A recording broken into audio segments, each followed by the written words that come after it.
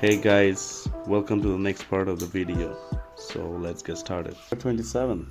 Filter function. Single criteria. Here's a table of sales figures. What happens if we want to extract those figures which are region east?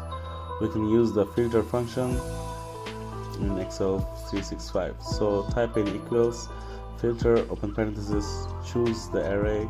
Then what we want to include is everywhere where the region equals this value east, and when we close parenthesis and hit enter, you see it automatically spills all the values down to the last one.